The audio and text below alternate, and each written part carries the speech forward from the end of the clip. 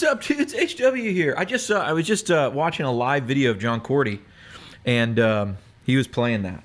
So I picked up the guitar, and that was the best I could do. I've never learned that song. Maybe I'm gonna go figure out that song. Somebody put down in the comments like a YouTube video to learn that song. Isn't she lovely? Don't we have a lovely guitar here, right here? This is a 1964 Guild. Let me turn that master volume off. 1964 Guild. And I love, look at those Art Deco tuners on the back. Can you see that? Can you see?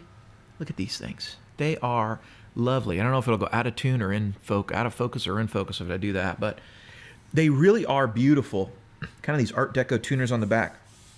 This guitar has the softest neck. It's soft like smooth, soft like velvet, like butter on the back. It's actually super wild, and look at how this thing is worn. Vintage might be magic when you look at a guitar like this, because this thing is worn in like the most beautiful way. Like, it both looks like it lived a life worth telling about, and also it was dragged behind a Ford pickup truck on a gravel road. But you know, it's probably got a hell of a story, you know, but it only talks if you put it in the right hands. You know what I'm saying? So it's a cool guitar. It's a cool guitar. I got this when they were a lot cheaper than they are today. So today we're talking about today's video is about the amp market, and you saw the title. Amps are dead and they're not coming back. That's my opinion, and I'm sticking to it. Let me explain. Reverb put out their top 20 of the last year, and there were no amps in it at all. And a lot of people are making videos called Amps Are Dead and blah, blah, blah. And Rhett Shull, who's a novice slide player, and that was a joke. That was a joke, by the way. That's okay. I'm going to get hate in the comments if I don't say that's a joke. Rhett Shull, who has a great YouTube channel, and who I'm hopefully going to see in a couple weeks. So I look forward to seeing Rhett every year at NAMM, even if he never goes to dinner with me, Rhett. That's okay. Rhett has a lovely podcast there with Zach from Mythos, and they sort of broke this news. You know, there's no amps on the top of Reverb, and the number one item was the Quad Cortex. And what was interesting about that is Rhett expressed an opinion in there. He's like, when amps sort of come back. So let me give you like a counter opinion here of why I don't think amps are coming back. And I say this as an amp collector, by the way. I got every Fender from 65 right back there. I got amps over there. I got a room of amps in there. I got some amps all over the place. I'm really an amp collector. I collect amps. I love amps. I have a lot of thoughts about the amp market, and I'll do more videos on that. But let me tell you why I think amps are gone. I don't think they're ever going to be more popular in the future than they are. I think they're only going to wane in popularity going forward. One is the guitar market is expanding, but it's not expanding, I don't think, anywhere near as fast as the population. We're not seeing a resurgence in the guitar market. In general, there's more and more guitar players every year, probably on pure number, but guitar is not moving back into the pop focus, you know. The biggest names are still John Mayer, who's honestly been around for 20 years now. He was the young stud, and now he's a pretty seasoned musician with a lot of Grammys under his belt. John is still one of my favorites, but he's hardly the young kid on the block with the guitar. And there isn't really anybody after him. Look at who the endorsements are going towards. Machine Gun Kelly, rapper turned guy who plays, you know, a switchblade or whatever, guitar. There's really no young guitar heroes right now, and until that changes, I don't think Taylor Swift is going to be able to produce a big you know, boom in the guitar market. But really, I think what we're noticing with the amp market is something that is completely logical. New players getting into the amp, getting into guitar, as we see from Reverb sales, are just not going to be interested in buying big amplifiers. Not when every brand is pushing smaller and smaller digital solutions. Fender, famously with the Tonemaster Pro, just got involved. Before that, it had been all of these other companies, Quad Cortex, or Neural DSP, NDSP, Kemper, Line 6, and all these other brands. You saw Boss with the Katana and all these things. But Fender moving over there and sort of having a premium offering. There's obviously Axe Effects. Now we have the open source neural amp modeler. And now we have all these other brands getting involved. And you're only going to see more and more brands become involved in these things. Because that's what's selling. As a new guitar player coming in, you might hear some lore about Dumble amps and 59 bursts, but those things are so unaffordable, and so they might as well not exist to you. So, and also, I don't think a lot of Gen Z is showing up on the gear page and on that side of the internet. I just don't. Those places seem to be getting older and older and older, and I don't see the young people moving in. Where I see younger and younger guitar players is on TikTok, is on Instagram, and a lot of that culture is not like gear centric. It's really not as gear focused as you would think. So let me say this. It's a function of reverb that the number of items that do the most dollars on reverb are going to be the things that are going to be cheaper to ship. Because if you're an amp guy like me, and all the amp guys around Nashville will tell you this, we all try to sell our stuff locally first, and amps are not moving right now. And if the amp market is soft, I'm a lot less likely to try to ship my amp, risk it being damaged. And I've had UPS damage a ton of amps in the past couple of years. And I'm a lot less likely to want to absorb the shipping costs and the costs in fees associated with selling on big marketplaces. If the amp market was hot and I was able to buy something for $2,500 3 years ago, 2 years ago, and it's worth, $4,000 to $4,000 now, I'm not going to scoff so much at the $200 it's going to take to ship my amp. I'm making a good margin there. But that's just not the case right now. It's really difficult to move things.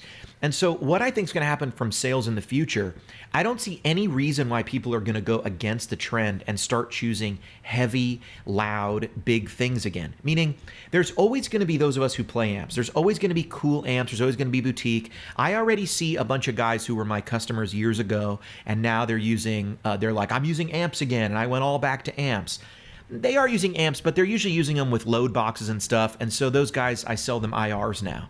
It's not really that much of a change, if you know what I'm saying. So, and I notice those guys always keep their digital stuff, because as soon as they're not at their home gig, at their home church or their home Friday night, blues jam, as soon as they need to travel, the amps go away, and out comes the Tone X, and out comes the Quad Cortex, and all that stuff. So I say all that to say, I think reverb sales are always going to skew towards smaller, pricier items. The other thing I would point out is this. The Quad Cortex is a small unit, very popular, but it sells for around $1,500. So it's the number one on reverb by dollars. If you look at Tone X, they're selling how many Tone X ones? For $149, right? $129 at the good price. And then you got these other ones at $399. I can't believe that there isn't a lot more Tone X's moving just in terms of actual units on reverb than other stuff right now. But I could be wrong. But Quad Cortex is a nice balance between size being small and between a high price tag. And I think that's why it's number one.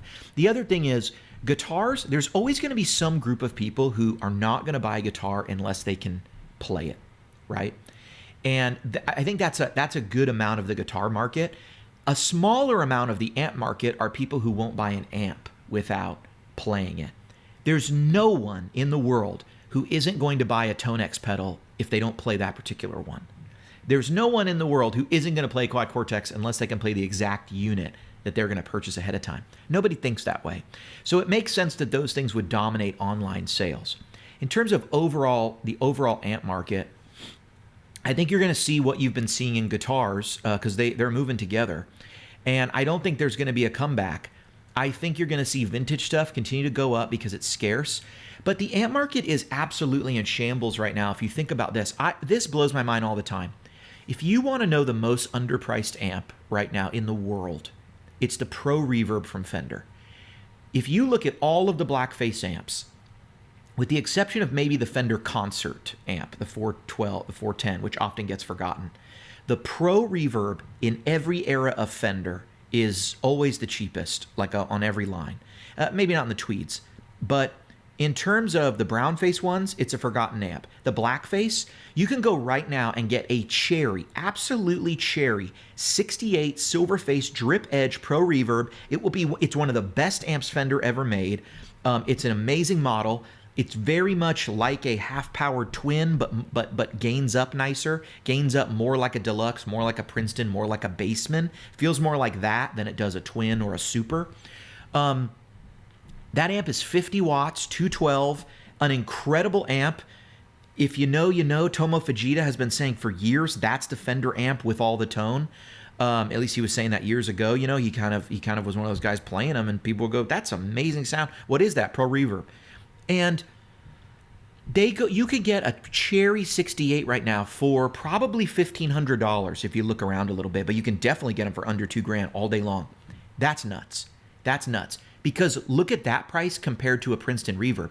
Princeton Reverb's Cherry ones are going for $4,500 right now, the black faces. You go to the drip edge ones, and they're still in the threes. How do you have the Pro Reverb almost half the price? It's because even among those people who want amps, they don't want big ones. They don't want very loud ones. They don't want that stuff. Look, we're living in the generations that are going back into cities, right? The suburbs are full, right? So it's not like people can move out to the middle of nowhere and blast their amps. We're seeing there's no interrupting the trend towards convenience. It is the overall trend of the last definitely 30 years, definitely 40 years. We as guitar players don't really want change. We want cheaper versions of the stuff that's fabled. That's just the truth. That's why all the cheap guitars are shaped like these old ones. That's why these guilds don't go for anywhere near what a 335 goes for. What is the theory that amps are somehow going to become more popular than cheaper digital modelers? It's not going to happen. It's just people won't fight convenience. If they did, you would have seen some real push towards higher quality lossless audio. Oh wait, you did, and it failed, right? Spotify, Apple, these guys are not delivering the best quality audio. There were other people that were, right? Originally, I remember people said, I'm not going to buy that iPod because I can get better quality audio from any of the Windows MP3 players. None of those things are around today. Nobody cares. In terms of, nobody was willing to I'm going to stick with my Blu-ray over because my streaming was too slow. We all went to streaming, and the streaming bandwidth caught up. You know what I mean? It's just not. There's always going to be those of us who love it. There's always going to be those of us who value it, but mainstream, we're only going to move more towards digital, more towards copies, more towards import stuff. And I'm just glad, honestly, that we still have American companies making digital stuff. You know what I mean? Nothing's really made in America, of course, except for I guess Axe. But no, that's made overseas. But yeah, it's. I don't see a scenario where the amp market's coming back. It's dead. Vintage stuff, all this stuff is higher than when I bought it. It's all going up. There's more people who want it. Guitar players are always going to want to demand these things. Everyone's always going to want to own a Princeton Reverb, but that's my point. Everybody will want to own an amp or two, but they're not going to want to bring around a twin. They might be willing to buy a Princeton Reverb because it's sensible. And that's why Princeton Reverbs are so much more. And by the way, when I started getting into amps in the early aughts and the late 90s, over 20 years ago, Princeton Reverbs were cheap. I could find Princetons just lining up. People were not after Princeton Reverbs. They were after twins. They were after super reverbs.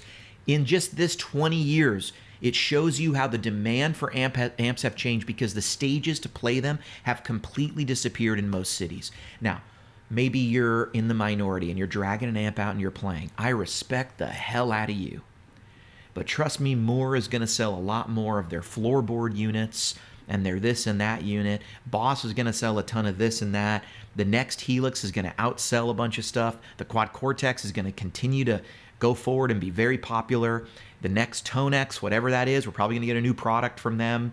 I can't imagine they're not going to give us a floorboard in the next 18 months. Seems like it has to be coming, right? They've got effects, they've got the tech, they've got little, they've got bigger. What else are they going to do? They can't go even smaller. What are they going to do? Sell you a little guitar pick that makes the amp sounds for you, right? So I don't think the amps are coming back. I really think we're just going to see more and more in the digital space. The digital space, digital amp modelers and capture tech, the competition there has already competed that stuff down to a low price that is just below what you're going to be able to do with amps. And honestly, it means it's a great time to buy vintage amps. Right now is the best time to buy vintage amps. Go buy some vintage amps. Go buy some old Fenders. If you want a great deal, you heard it from me. I've been collecting amps for 20 years. I've been really in the amp game and paying attention to guitar and stuff for 30 years, it seems like. Maybe not 30 years, maybe 25. Underpriced amp, old pro reverbs. Silverface, blackface, they're underpriced right now.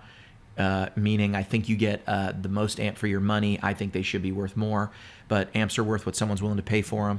So go be willing to pay $1,500 because in a couple years you'll be paying 22, 24, 25, and it'll probably fill in these holes. But right now they're not in demand. And if Fender ever goes and reissues them, which they could do in the next year or two, all of a sudden there'll be a bunch of eyeballs at the vintage stuff. That's the other thing that happens. As soon as something gets reissued, and the prices go up. Look at the Vibralux. They reissued a Vibralux, a 210 combo. Vintage Vibralux started going up because all of a sudden people start thinking about them, looking at them.